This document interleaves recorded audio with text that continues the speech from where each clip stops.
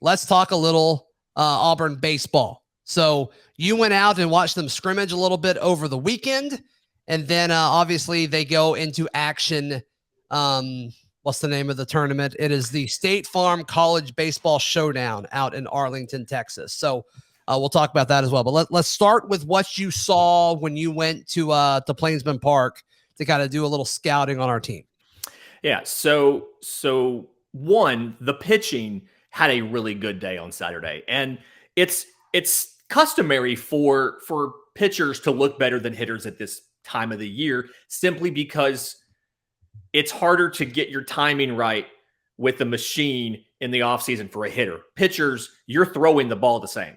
So the pitchers looked really good. I especially was impressed with Hayden Mullins. So Hayden Mullins is a guy, and if you read last Friday's piece about Auburn baseball on Auburn Daily, we talked about him a bit, but he's a guy that I can tell over the summer and the fall, he's really worked on some of his pitches. So his motion's a little jerkier, a little more abrupt, but he's gotten a little bit more velocity in there. And his curveball is a little deeper, drops a little more. Only threw a few sliders. The slider looked good. I didn't see enough of them to really kind of know for sure. But the way that he threw, they actually had him come in out of the bullpen as a piggyback situation. But the way that he threw, I wouldn't be surprised if he was one of the three guys that starts in Arlington this upcoming weekend. And then the infield for Auburn is pretty much set. They had Blake Rambush at third, Brody Moore at short, Garrett Farquhar at second, and Sonny DeCharia, the transfer from Samford, at first. And I was a little bit surprised when we talked to Short King Ryan Blitz last year, and every time I've talked to him since then, he's been very impressed with Garrett Farquhar's defense. So he's a guy I kind of naturally slotted in. Okay, he's probably going to be the shortstop, but Brody Moore has taken that job and run with it. Garrett Farquhar, they turned a couple double plays on Saturday, looked phenomenal. I was very impressed with that. And then Auburn's put a big emphasis so far in spring practice on the running game. I saw them multiple times this weekend practice a hit and run, practice a double steal, things like that. So I expect it's something where Auburn is looking for, they're confident, from talking to folks in the program, they're confident in the bats, they're confident in the offense, but I look for them, especially earlier in the season, to try to find some ways to generate more runs through small ball. I saw somebody practice a bunt situation. Like I said, a lot of the running stuff. So I expect that this offense is probably not going to look like midseason form when we start off, because you never see it like that. But I feel good about where the pitching is. I'm really excited to see who they actually have as the starter on Friday, on Saturday, and on Sunday. And I can't think of better matchups to test out where this team is than Oklahoma, Texas Tech, and Kansas State. All right, so give us a guess on what do you think the Friday, Saturday, Sunday starters? Who will they be? Oh, that is a good question. And we've seen this with, a lot of teams do this, but Butch definitely does. I mean, it takes him a while to kind of get everything settled in. I mean, he is not afraid to use the non-conference schedule to just play around with pitching rotations and things like that. So, I mean, it's going to change a million times. But if you had to guess, what do you think it'll be? All right. So if I had to guess, I think you're going to see Mason Barnett one day. You're going to see Hayden Mullins, I think, is going to, by the SEC play, is going to be one of the starters. Trace Bright, I think, is going to be probably your Sunday guy to start the season off. I don't know if he's going to stick in that role or not. Joseph Gonzalez is a guy that I want to start. I think he has the most promise of anybody else. I love Joseph Gonzalez. He's prone to big innings sometimes, which Trace Bright is too. I watched him get into a 2-on, no-out jam over the weekend. But Carson Skipper's a guy that I think would be a good starter. I don't know if they're going to use him there or not. What I'm really excited for, and we haven't seen a ton of him yet this spring because he's still recovering from a partial Tommy John, but transfer from Notre Dame, Tommy Sheehan. He lost most of 2021. I think he got hurt in his second start last year for Notre Dame. So didn't pitch at all the rest of the year. From what I've heard, from what I've seen, he's looked really good this spring. I don't think he's ready to start the season with a standard workload, but I think by SEC play, he's probably going to be your Saturday guy, if not your Friday guy. He's got more than 30 starts at a high level in the ACC, pitched really well. I'm really impressed with what he can do. His curveball looks good. His fastball has actually added velocity. So I think by the midpoint of the season, he's probably going to be your Friday or Saturday guy. Cool. All right. So let's look ahead at this weekend.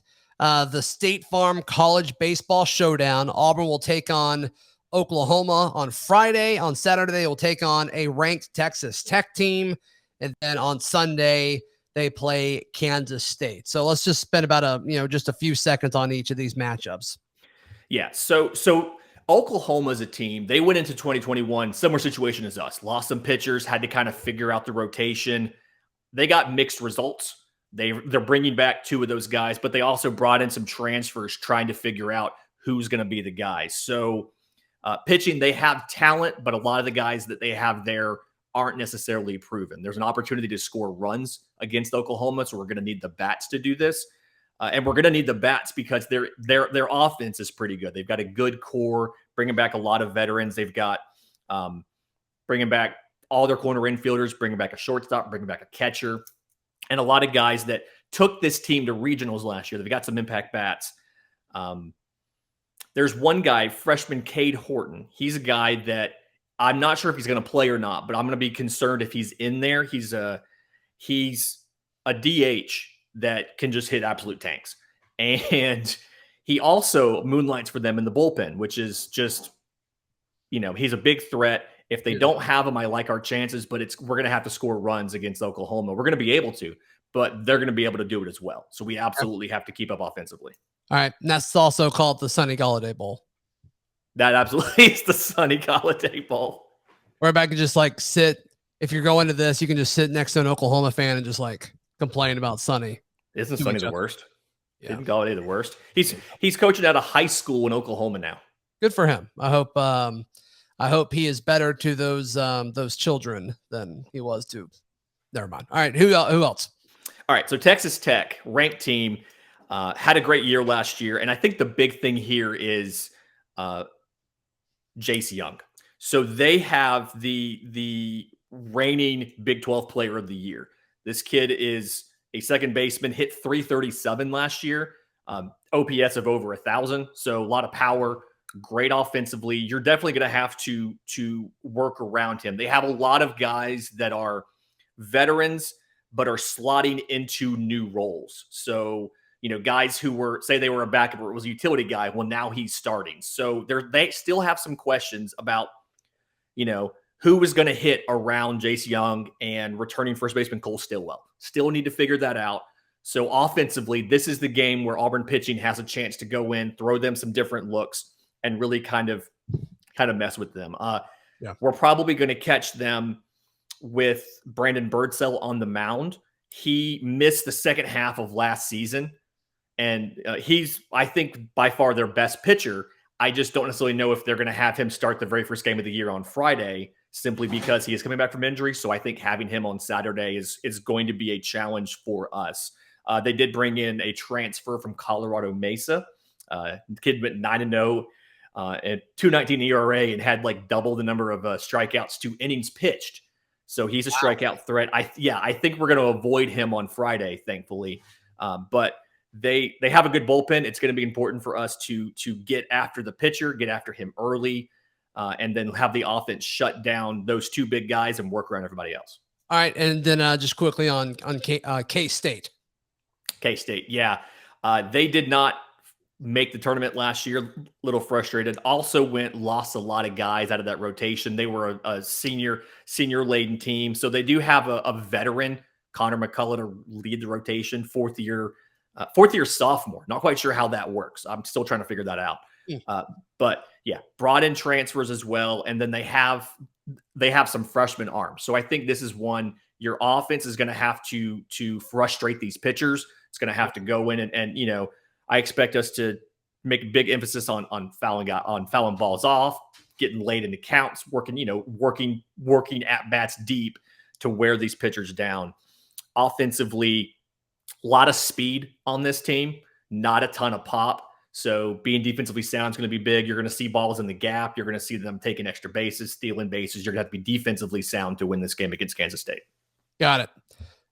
Reasonable expectations going into this weekend. Is the goal 2-1? Is that a reasonable goal to have? The goal is 2-1, and the hinge game is Oklahoma. I see us probably losing to Texas Tech. I see us probably beating Kansas State. The question is going to be, what do we do in that first game against Oklahoma? If they can win that game, I like them to come out of the weekend 2-1. Okay, so if we're 2-1, we're happy. We're 2-1, we're happy. If you happen to beat Texas Tech and lose to the other two, I'd still be happy because Texas Tech, I think, is going to be is probably going to make it, if not to Omaha, pretty close next year. So 2-1 or 1-2 if you beat Texas Tech.